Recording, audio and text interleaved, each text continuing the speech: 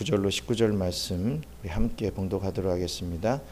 유대인의 큰 무리가 예수께서 여기 계신 줄 알고 오니 이는 예수만 보기 위함이 아니요 죽은 자 가운데서 살리신 나사로도 보려 함이로라. 대제사장들이 나사로까지 죽이려고 모의하니 나사로 때문에 많은 유대인이 가서 예수를 믿음이로라. 그 이튿날에는 명절에 온 큰 무리가 예수께서 예루살렘으로 오신다는 것을 듣고 종려나무 가지를 가지고 맞으러 나가 외치되 호산나 찬송하리로다. 주의 이름으로 오시는 이 곧 이스라엘의 왕이시여 하더라. 예수는 한 어린 나귀를 보고 타시니 이는 기록된 바 시온 따라 두려워하지 말라. 보라 너의 왕이 나귀 새끼를 타고 오신다 함과 같더라. 제자들은 처음에 이 일을 깨닫지 못하였다가 예수께서 영광을 얻으신 후에야 이것이 예수께 대하여 기록된 것임과 사람들이 예수께 이같이 한 것임이 생각났더라. 나사로를 무덤에서 불러내어 죽은 자 가운데서 살리실 때에 함께 있던 무리가 증언한지라. 이에 무리가 예수를 맞음은 이 표적 행하심을 들었음이로라. 바리새인들이 서로 말하되 볼지어다 너희 하는 일이 쓸데없다. 보라 온 세상이 그를 따르는도다 하니라. 아멘. 요한복음을 계속 이어갑니다.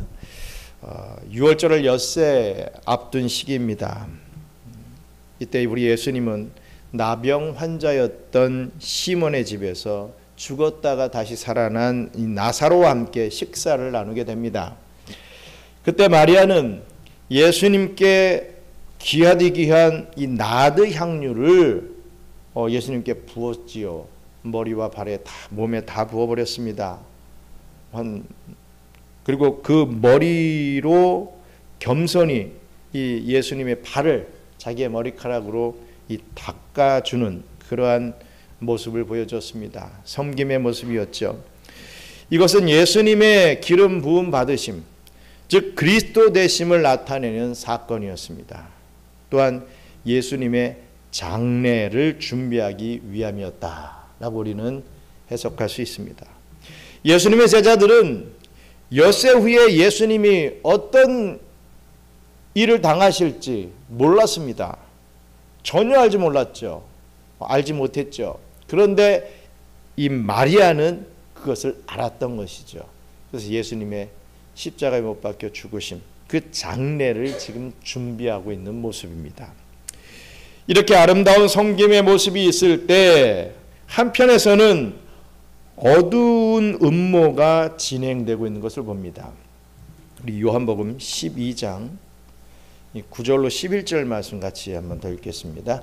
유대인의 큰 무리가 예수께서 여기 계신 줄 알고 오니 이는 예수만 보기 위함이 아니요 죽은 자 가운데서 살리신 나사로도 보려 함이로라.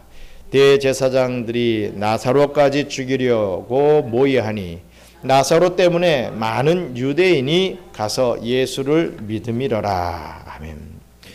예수님이 베다니에 있다 라고 하는 소식을 들은 유대인들은 당시 화제의 중심인 그 예수님을 보러 베다니로 모여들었던 것입니다. 예수님뿐만 아니라 죽었다가 살아났다라고 하는 이 나사로도 보기 위해서 모여들었습니다. 정말 사람이 죽었다가 다시 살아났단 말인가? 라고 하며 모여들었죠. 만약 사실이라면 정말 예수는 메시아가 분명하다라고 생각하며 그런 예수님에 대한 기대가 한껏 높아지고 있었던 것입니다. 이런 일이 많아지자 이 대제사장들은 나사로도 죽여버려야 되겠다 이렇게 생각하게 된 겁니다. 예수만 생각하고 있었는데 저거 죽었다가 살아난 나사로 저놈 때문에 예수를 믿는 추종자들이 많아지고 있다. 저 화근부터 제거를 해야 되겠다. 이렇게 생각을 하고 그 음모를 계획했던 것이죠. 이렇게 유월절을 앞둔 예루살렘은 예수님에 대한 기대가 최고조로 높아지고 있었습니다. 뿐만 아니라 동시에 예수님에 대한 살의도 최고조로 높아지고 있었던 것을 봅니다. 이러한 긴장 속에서 드디어 유월절을 앞두고 우리 예수님께서 예루살렘으로 입성하시게 됩니다. 이전까지 예수님은 늘 자신을 감추셨습니다. 자신을 숨겼습니다. 하지만 오늘 본문부터는 자신을 대중 앞에 당당하게 드러내시는 모습을 보여줍니다. 왜 그렇겠습니까? 이제 영광의 때가 이르렀기 때문이죠. 이제 십자가에 못 박혀 죽으실 때가, 피 흘려 주실 때가 도래했기 때문에 이제 당당히 자신을 드러내신 것입니다. 유월절을 닷새 앞두고 일어난 예루살렘 입성의 그 의미를 오늘 함께 살펴보면서 은혜를 나누시기를 간절히 바랍니다. 먼저 첫째로 정치적 메시아를 기다리는 군중들의 헛된 기대를 볼 수가 있습니다. 요한복음 12장 12절로 13절 말씀 같이 읽겠습니다. 그 이튿날에는 명절에 온 큰 무리가 예수께서 예루살렘으로 오신다는 것을 듣고 종려나무 가지를 가지고 맞으러 나아가 외치되 호산나 찬송하리로다 주의 이름으로 오시는 이 곧 이스라엘의 왕이시여 하더라. 아멘.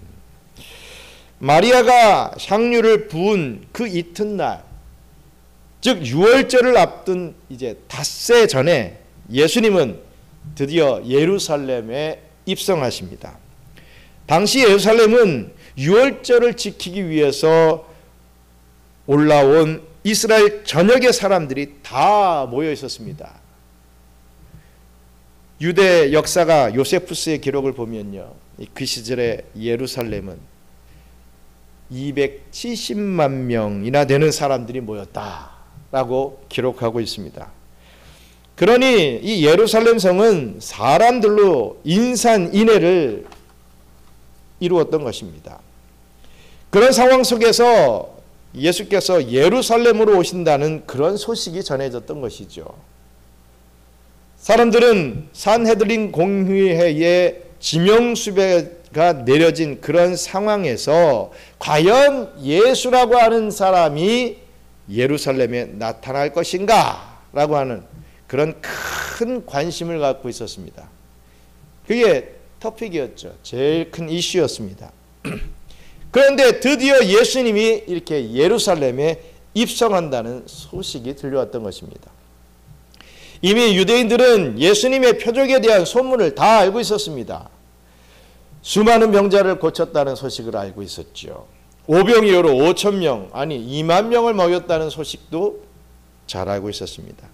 눈먼 자를 보게 하고 심지어는 죽었던 자까지도 살려냈다라고 하는 그 예수님의 소식을, 그 소문을 모르는 사람이 없었습니다.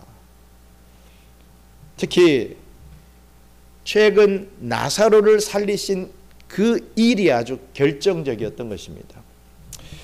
요한복음 12장 17절로 18절 말씀 읽겠습니다.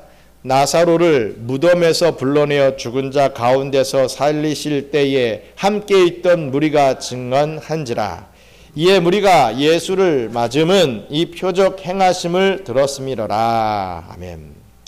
특히 많은 유대인들이 보는 가운데서 죽어 썩어 냄새가 나는 그 나사로를 살렸기에 많은 유대인들이 예수를 따르게 됐습니다. 그리고 이것이 소문으로 퍼지면서 많은 사람들이 예수에 대해 아주 큰 기대를 걸게 되었고 예수를 환영하며 맞이하게 된 것입니다. 사람들은 잘 아시다시피 종려나무 가지를 들고 예수님을 그걸 흔들면서 호산나 호산나 하면서 외치면서 환영했습니다. 그런데 이 종려나무는요, 원래 유월절에 흔드는 것이 아니라 초막절에 흔들며 기쁨을 나타내는 그런 도구로 쓰였던 것을 봅니다. 우리 레위기 23장 40절에 기록이 나와 있습니다. 우리 함께 읽겠습니다. 첫날에는 너희가 아름다운 나무 실과와 종려나무 가지와 무성한 나무 가지와 신의 버들을 취하여 너희 하나님 여호와 앞에서 이레 동안 즐거워할 것이라. 아멘. 그러나 이 종려나무 가지가 예수님 당시에는 더 큰 의미를 지니는 아주 민족적 이 상징이 되었던 것을 우리가 볼 수가 있습니다. 왜냐하면 유다가 헬라의 지배를 받고 있을 때 이 안티오코 에피파네스의 폭정 때문에 그것에 이 반대하는 민중봉기가 일어났습니다. 즉 독립운동이 일어났던 거죠. 그때 유다 마카비를 중심으로 BC 164년에 헬라군을 물리치고 드디어 성전을 탈환하게 됩니다. 이것을 우리는 수전절이다, 이 하누카라고 합니다. 이후 유다 이 마카비의 이 동생 시몬 마카비가 BC 141년에 시리아군을 완전히 몰아내고 완전한 독립을 선언하게 되는데, 바로 이때 승리를 기념하며 승전 퍼레이드를 예루살렘에서 가지면서 그때 사람들이 이 종려나무 가지를 막 흔들면서 그 승리에 환호했다라고 하는 기록이 있습니다. 그로부터 유대인들에게 있어서 이 종려나무 가지는 승리의 상징이 되어버렸습니다. 이스라엘 민족주의의 상징하면 이 종려나무 이렇게 되어버린 것이죠. 뭐 우리나라는 뭐 국화가 무궁화 맞습니까? 우리나라가? 예. 근데 무궁화가 가지는 어떤 그런 의미가 있지 않습니까? 우리나라만의 그런 것과 같이 이 이스라엘의 민족주의를 상징하는 것, 그게 바로 종려나무 가지가 된 것이죠.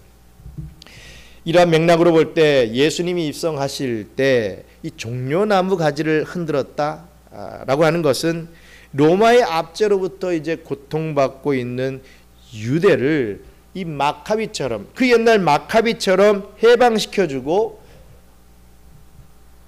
예수님께 우리의 왕이 되어달라라고 하는 그런 메시지를 보내는 그러한 의미였다는 것입니다. 우리의 왕이 되어주세요, 이런 거죠. 그리고 사람들은 호산나를 외쳤습니다. 이 호산나는 사람들이 초막절 아침마다 할렐 이 시편의 한 구절입니다. 아침마다 부르는 할렐 시편의 한 구절이었습니다. 시편 118편 25절로 26절 같이 읽겠습니다. 여호와여 구하옵나니 이제 구원하소서. 여호와여 우리가 구하옵나니 이제 형통하게 하소서. 여호와의 이름으로 오는 자가 복이 있으며 우리가 여호와의 집에서 너희를 축복하였도다. 이러한 이 할례 시편의 한 구절이었던 거죠. 근데 여기서 보시면 이제 구원하소서라고 하는 이 말의 이 히브리어가 바로 호시아나, 이제 구원하소서, 호시아나, 호시아나 이렇게 외쳤던 것입니다. 이것이 아람어로 호산나가 됐습니다. 호시아나가 이 히브리어 호시아나가 아람어로 될 때 호산나라고 하는 발음을 갖게 된 것입니다. 유대인들은 이 시편에 덧붙여서 예수님을 이스라엘의 왕이라고까지 부르며 환호하고 있었습니다. 그러나 열렬한 환영은 뭐 겉으로 보기에는 대단히 멋진 그런 장면 같지만 사실 대단히 슬픈 장면이 아닐 수 없었습니다. 왜입니까? 유대인들이 바라는 구원은 죄로부터의 구원이 아니었기 때문이죠. 우리 예수님은 왜 이 땅에 오셨습니까? 죄로부터 구원하시기 위해서 이 땅에 오신 메시아신데 이들은 그렇게 생각하지 않고 있었다는 거죠. 그들은 지금 당한 민족적 현실과 자신이 당하고 있는 이 고통으로부터의 구원을 원하면서 메시아를 외쳤던 것입니다. 호산나를 외쳤던 것이죠.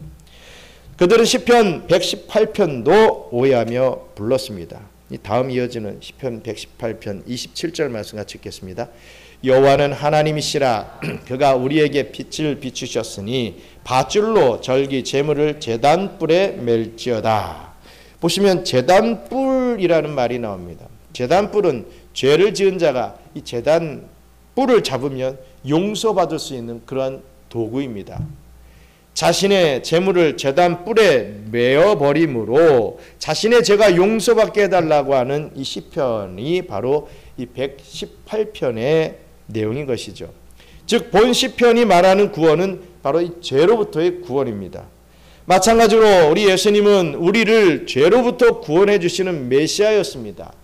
예수님은 당시 로마로부터 이스라엘을 해방시키기 위해 온 그런 정치적인 메시아가 아니었다는 말입니다. 예수님의 나라는 이 땅의 나라가 아니라는 것이죠. 그러면 예루살렘에 입성하시는 예수님이 나타내시는 그런 본 의미, 이 본래 의미는 무엇이겠습니까? 예수님은 우리 대신 제물이 되시기 위해서 이렇게 예루살렘으로 들어가시는 것입니다. 어린 양이 되어서 친히 어린 양, 제물이 되어 예루살렘에 지금 입성하고 있는 것이죠. 죽으러 말입니다. 6월절에는 제사로 온 사람들을 대신해서 이 바쳐지는 그런 수많은 이 양들이 이 예루살렘으로 들어갑니다. 예수님도 죄인들을 대신하여 하나님께 바쳐지기 위해서 예루살렘으로 들어가시는 그런 하나님의 어린 양이셨던 것입니다. 그러므로 군중들이 외치는 이 환호와 이 호산나는 너무나 무지의 소치였던 것이죠. 결국 그들은 예수님이 재판을 받을 때 예수님을 십자가에 못 박아라 라고 외치는 자들이 되었습니다. 호산나 라고 외치던 자들이 예수님을 십자가에 못 박아라 라고 하는 그러한 자들로 완전 180도 바뀌더라 이겁니다. 얼마나 슬픈 일입니까? 기뻐할 일이 아니라 지금 이 자체로는 참 슬퍼한 일이라는 것을 깨달을 수 있어야 됩니다. 예수님은 자기들을 위해서 죽으러 가는데 뭐가 기쁘다고 막 호산나 호산나 하고 있는 그런 모습인 거지요. 어찌됐든 우리가 둘째로 보시면 예언대로 나귀를 타신 겸손한 왕으로 우리 예수님이 오셨다라는 것을 우리가 또 깨닫게 됩니다. 요한복음 12장 14절로 15절 말씀 같이 읽겠습니다. 예수는 한 어린 나귀를 만나서 타시니 이는 기록된 바 시온 딸아 두려워 말라 보라 너의 왕이 나귀 새끼를 타고 오신다 함과 같더라. 아멘. 우리 예수님은 어린 나귀를 타고 예루살렘에 입성하십니다. 그런데 왜 예수님께서 어린 나귀를 타고 입성하셨겠습니까? 이 근동 지역의 나귀는 비교적 몸집이 작습니다. 게다가 예수님께서 타신 것은 그냥 나귀도 아닌 어린 나귀, 이 새끼 나귀였습니다. 이런 어린 나귀를 타면 어른은 발이 바닥에 닿아서 질질 끌리죠. 그래서 발을 들어야 됩니다. 발을 들어야만 겨우 탈 수 있는 그런 부분이 되는 것이죠. 참 우스꽝스러운 모습이 된다 이거죠. 보통의 개선 장군들은 뭘 타고 입성합니까? 말을 타고 입성합니다. 말은 빠르고 힘이 세며 전쟁에서 아주 필수적인 역할을 감당하기 때문입니다. 그래서 왕들은 특히 그냥 보통 말이 아닌 백마를 타고 입성하며 사람들의 환호를 받는 것이 일반적이죠. 김정은도 보니까 뭐 그 등치에 막 백마를 타고 막 백두산을 달리는 모습, 아주 상징적인 그런 모습들을 보여주고 있지 않습니까? 이렇게 왕은 백마를 타고 입성하는 것, 그게 어떻게 보면 당연한 것입니다. 그런데 왜 우리 예수님은 보잘것없는 어린 나귀를 타고 예루살렘으로 입성하는 것이겠습니까? 요한은 이것이 구약의 예언을 이루는 것이다 라고 밝히고 있습니다. 기록된 바는 구약의 예언 기록이 있다라는 그런 것을 말씀해 주고 있죠. 우리 스가랴 9장 9절 말씀을 함께 읽겠습니다. 시온에 따라 크게 기뻐할지어다 예루살렘에 따라 즐거이 부를지어다. 보라 내 왕이 내게 임하시나니 그는 공의로우시며 구원을 베푸시며 겸손하여서 나귀를 타시나니 나귀의 작은 것 곧 나귀 새끼니라. 아멘. 스가랴 선지자는 예수님의 입성을 바로 이렇게 예언했던 것입니다. 공의로우시며 구원을 베푸시는 참 이스라엘의 왕은 나귀를 타는데, 어떤 나귀? 새끼 나귀를 탄다, 탈 것이다, 이렇게 예언했다는 거죠. 예수님은 바로 이 예언을 완벽하게 지금 성취시키고 계십니다. 그리고 이 장면을 예언한 구약의 말씀이 또 있죠. 우리 창세기 49장 10절로 11절 같이 읽겠습니다. 규가 유다를 떠나지 아니하며 통치자의 지팡이가 그 발 사이에서 떠나지 아니하기를 실로가 오시기까지 이르리니 그에게 모든 백성이 복종하리로다. 그의 나귀를 포도나무에 매며 그의 암나귀 새끼를 아름다운 포도나무에 맬 것이며 또 그 옷을 포도주에 빨며 그의 복장을 포도즙에 빨리로다. 아멘. 이 예언은요, 야곱이 예언한 것입니다. 누구에게요? 유다를 향한 예언의 말씀이죠. 이 예언에서 통치자의 지팡이가 유다에게서 나온다 라고 얘기하고 있고, 실로가 올 때까지 이 유다 자손은 보존될 것이다 라고 지금 밝히고 있습니다.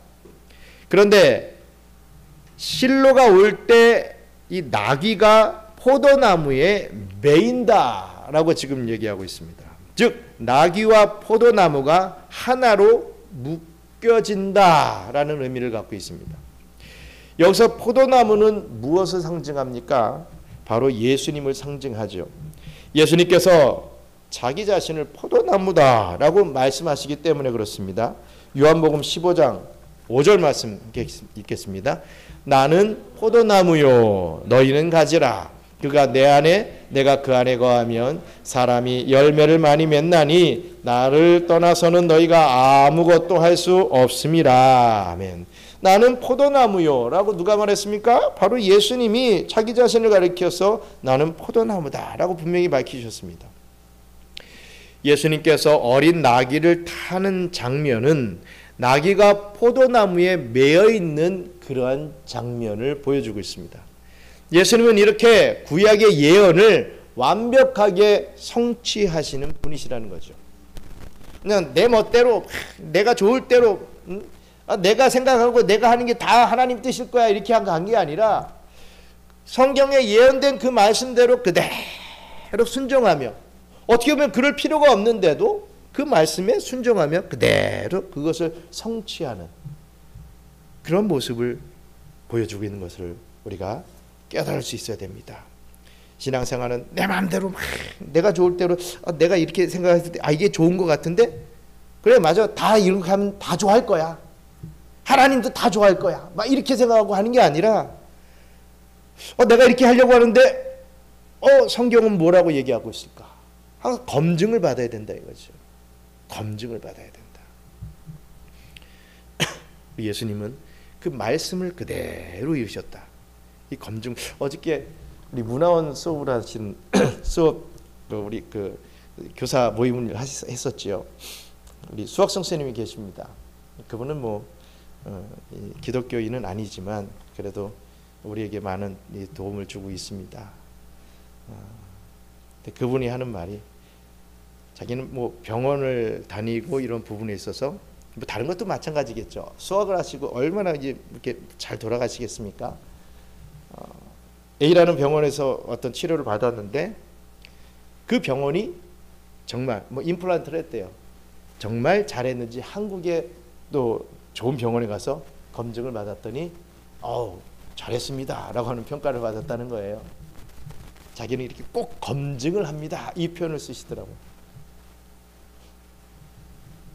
어떻게 보면 우리의 신앙의 삶에도 그게 필요하다 이거죠.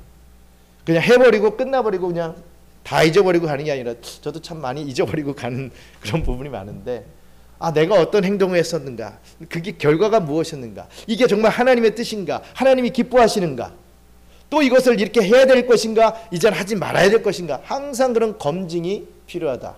우리 하나님의 백성들은 뭐의 검증을 받아야 된다? 그냥 나 혼자 막 기도함으로 하나님이 이게 계시를 주셨어요. 이게 아니라 성경 66권을 통해서 검증을 받을 수 있어야 된다.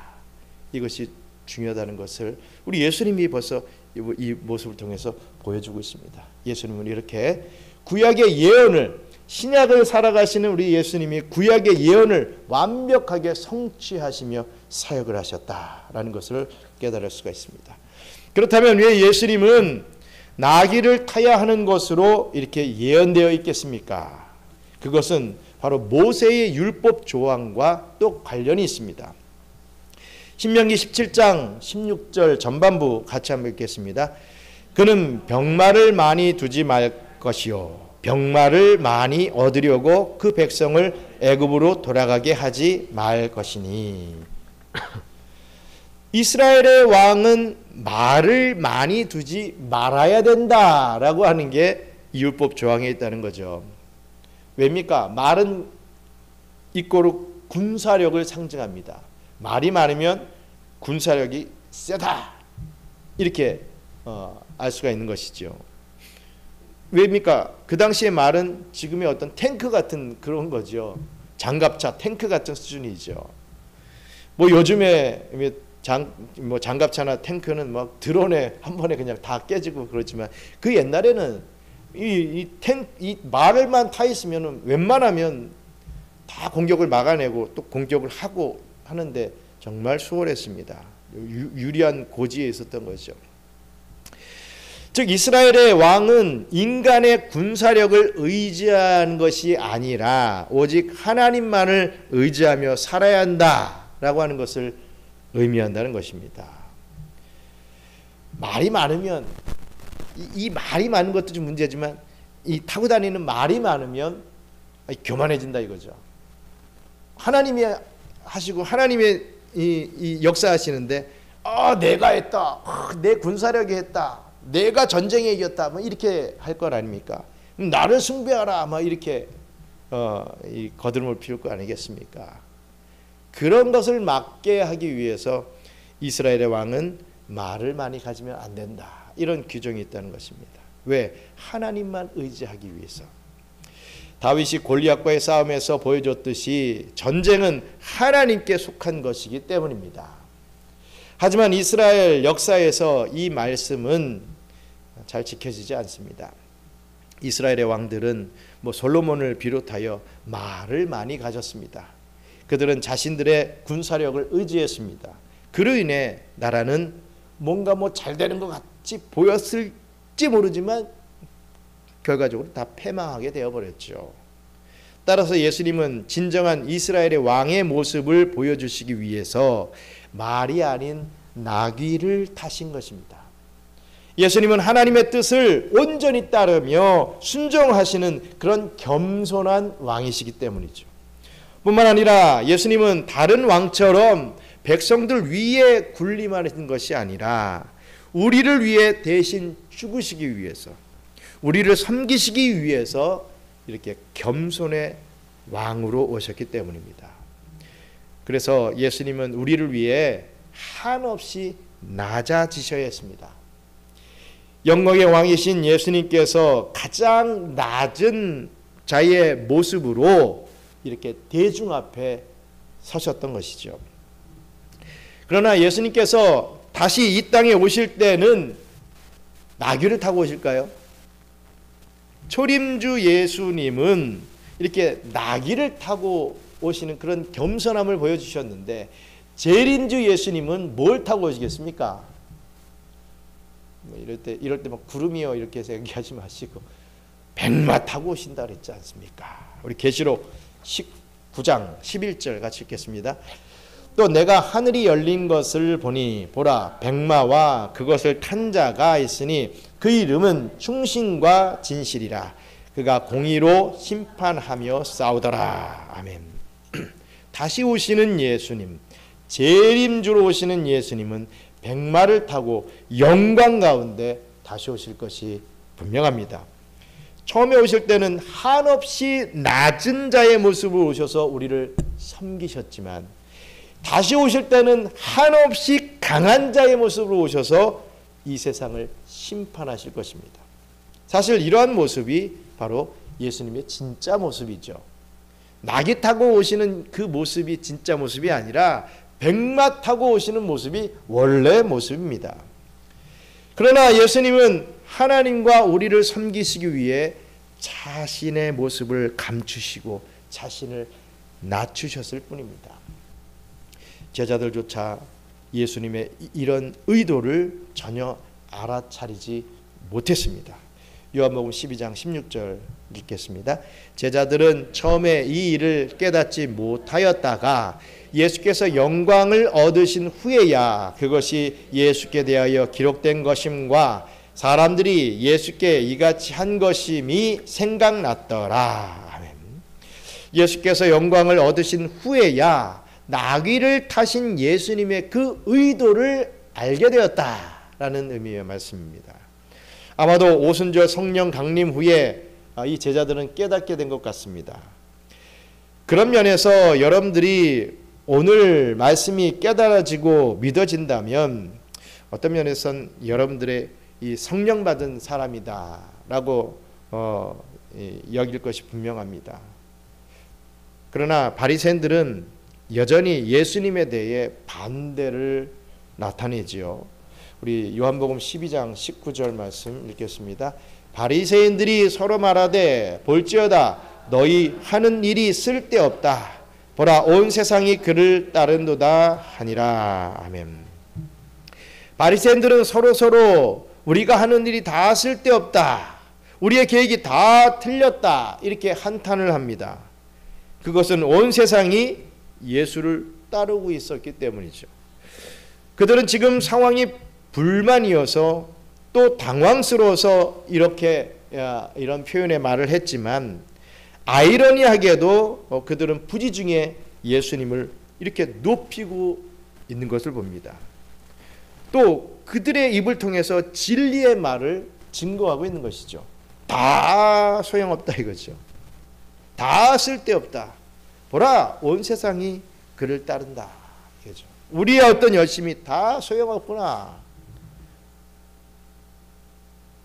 이렇게 자기들이 고백을 하고 있는 것을 부지중에 고백하고 있는 것을 우리가 볼 수가 있습니다.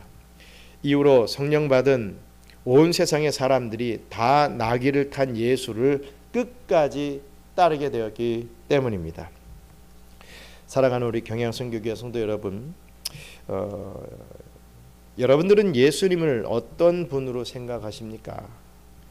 혹시 종려나무를 들고 호산나를 외치는 그런 유대인들과 같은 생각을 내가 갖고 있지는 않은지 한번 생각해 보시기 바랍니다.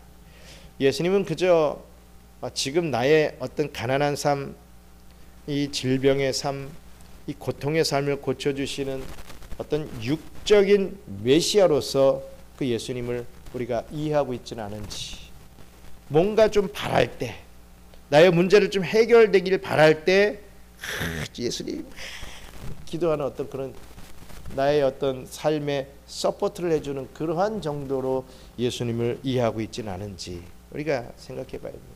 아유 그럴 수가 있습니까? 전혀 아니에요. 그런데 그들의 삶을 보면 똑같이 그러고 있는데요. 말만 아니라고 하지. 그래서 예수님이 백마를 타고 오셔서 지금 내 문제를 확 고쳐주시며 나에게도 백마를 또 한 마리 딱 내주시고 내 삶에서도 내가 그 백마 타고 연전연승하는 삶을 살도록 그렇게 도와주시는 분이 예수님이다. 이렇게 생각하고 있지는 않은지 우리가 항상 자기를 되돌아볼 수 있어야 됩니다. 만약 그런 생각이 여러분들에게 있다면 여러분들은 예수님을 잘못 생각하고 있는 것입니다. 예수님은 절대로 그런 분이 아니라는 거죠.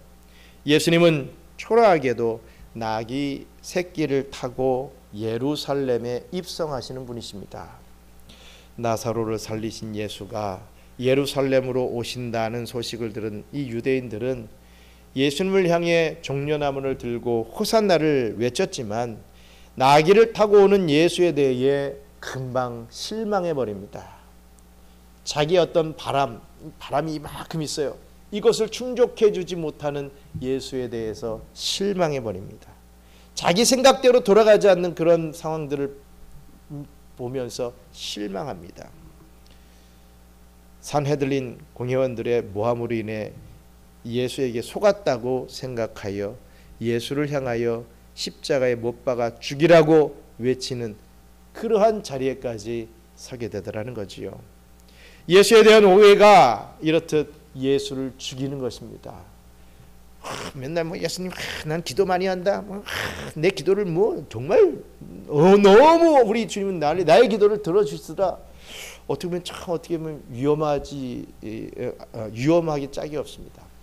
내가 기도한 건 다 들어준다. 그런 대표적인 사람이 요즘 유튜브에 많이 뜨고 있죠. 어떤 자기 자신이 목사라고 하는 사람이 하나님은 내가 오라고 하면 오고 내가 가라고 하면 간다. 나 정말 깜짝 놀랐어요. 저 사람이 어떻게 벌을 받으려고 저런 소리를 할까?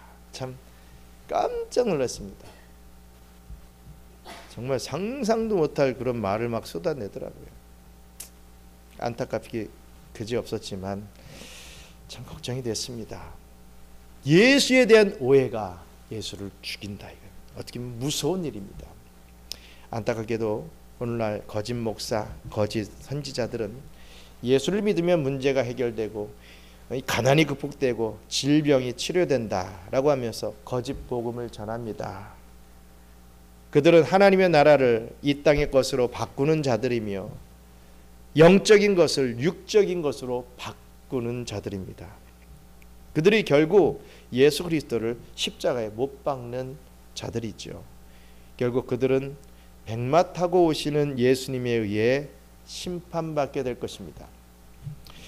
우리 예수님은 마가복음 8장 34절에 이렇게 말씀하십니다. 같이 읽겠습니다.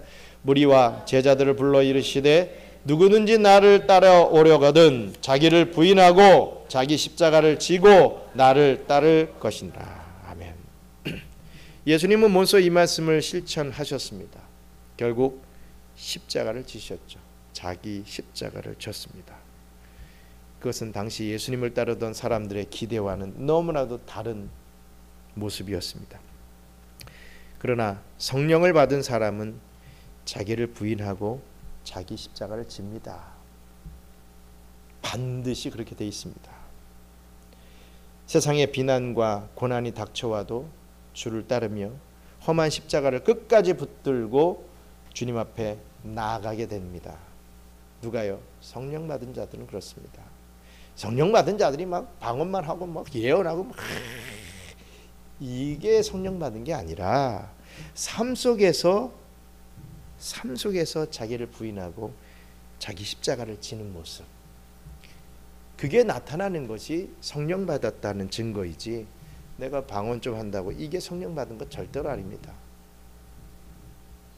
방언 막 열심히 하고 잘하시는 분들이 예언까지 하시는 분들이 정말 신앙의 삶을 다 잘 살까요?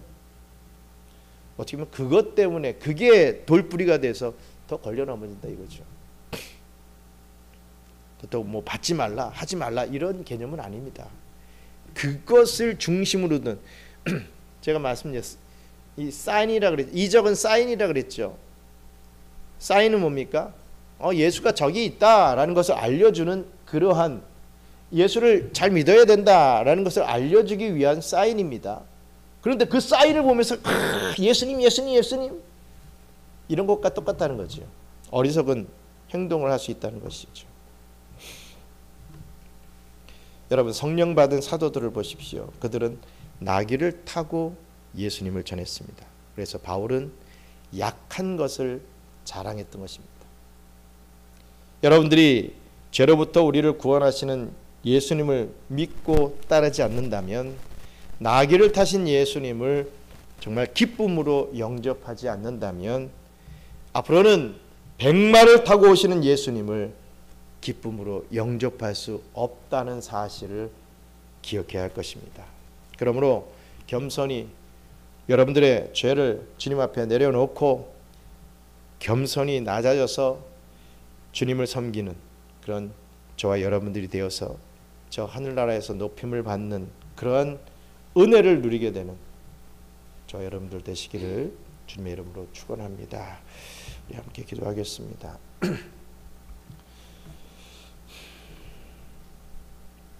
겸손한 모습으로 오셔서 자기 십자가를 지신 우리 주님을 우리가 바라보면서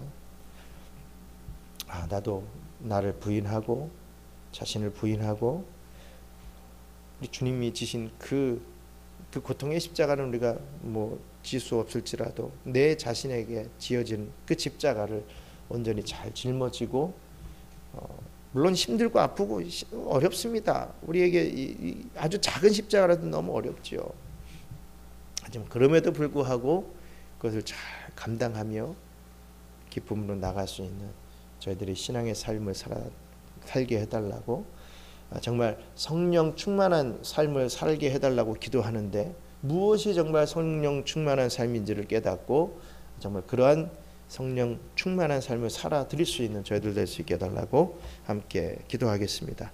감사합니다. 하나님, 저희들에게 말씀을 허락해 주셔서 아버지 하나님, 나귀 새끼를 타고 예루살렘으로 입성하신 그 예수님을 바라보며 아버지 하나님, 우리들도 겸손히 섬기는 자가 되어야 된다는 것을 다시 한번 깨닫고 예수님을 의해하지 않고 예수님을 정말 바로 깨달을 수 있는 저희들 되게 하시는 것 감사합니다. 앞으로 우리 주님 이제 백마 타고 오실 터인데 아버지 하나님, 그때에 우리가 두려워 떨거나 숨는 자가 아니라 정말 그때야말로 종려나무를 흔들며 기쁨으로 맞이할 수 있는 저희들의 신앙의 삶이 될 수 있도록 축복해 주시옵소서. 아버지 하나님, 당당한 신앙의 삶을 살아가기를 소망합니다. 아버지 하나님, 정말 나는 예수 믿는 사람이에요 라고 믿지 않는 자들에게 말할 수 있는 그러한 모습이 되기를 원합니다. 남들 앞에서 나는 교회 다니고 나는 예수 믿는다는 말을 한마디도 못하고 숨기고 예수 믿는다 그러면 무슨 불이익이 있을까, 예수 믿는다고 하면 술자리에도 끼워주지 않을 테니까 숨겨야지, 이러한 모습의 삶을 산다는 것 너무나 비참하지 않습니까? 아버지 하나님, 정말 당당히 나는 예수 믿는 자다라고 표현하며 우리 예수님을 증거하는 삶을 살아드릴 수 있도록 축복해 주시옵소서. 감사합니다. 하나님, 우리들은 절대로 빛과 소금이 될 수 없는 존재들임을 고백합니다. 우리가 어떻게 빛이 될 수 있고 우리가 어떻게 세상의 소금이 될 수 있습니까? 우리는 죄인인데. 그런데 너희들은 빛이 되는 삶을 살아야 된다. 너희들은 소금과 같은 삶을 살아야 된다라고 명령하시며 그럴 수 있게끔 또 만들어 주시니 너무나도 감사합니다. 그 빛이, 그 짠맛이 내 삶, 내가 우러내는, 내가 비춰지는 그러한 맛과 그러한 이 빛이 아니라 우리 주님의 빛을 반사하고 우리 주님의 말씀을 증거하는 그러한 우리들의 신앙의 삶이 되기를 소원합니다. 그리할 때 더욱 당당히 나는 예수 믿는 사람입니다. 나는 경양 선교교회 성도입니다. 라는 것을 드러내고 또 많은 이들이 저 사람을 보면 정말 하나님이 살아계시구나. 우리 예수님이 정말 십자가에 나의 죄를 위해서 죽어주셨구나. 라는 게 믿어진 그런 역사가 일어날 수 있게끔 우리의 삶을 되돌아보며 검증받으며 성경 말씀을 통해서 검증받으며 더욱더 바른 하나님이 기뻐하시는 그러한 삶을 살아드리는 저희들이 되게 축복해 주세요. 또 우리 주일까지 또 3일이 남아 있는데 주님, 이 시간 동안에 주님의 전에 다시 올라올 때까지 정말 우리의 삶을 되돌아보며 하나님이 기뻐하시는 모습으로 살아드릴 수 있도록 주님 지켜주세요. 우리 경양의 성도들의 모든 기도의 소원들 우리 주님께서 하나님의 뜻대로 이루어질 수 있게 도와주시고 정말 간절한 기도의 제목들이 있사오니 응답하여 주시옵소서. 감사를 드리며 모든 말씀 예수님 이름으로 기도드리옵나이다. 아멘. 주기도문으로 마치겠습니다. 하늘에 계신 우리 아버지여, 이름이 거룩히 여김을 받으시오며 나라가 임하시오며 뜻이 하늘에서 이룬 것 같이 땅에서도 이루어지이다. 오늘 우리에게 일용할 양식을 주시옵고 우리가 우리에게 죄 지은 자를 사하여 준 것 같이 우리 죄를 사하여 주시옵고 우리를 시험에 들게 하지 마시옵고 다만 악에서 구하옵소서. 나라와 권세와 영광이 아버지께 영원히 있사옵나이다. 아멘.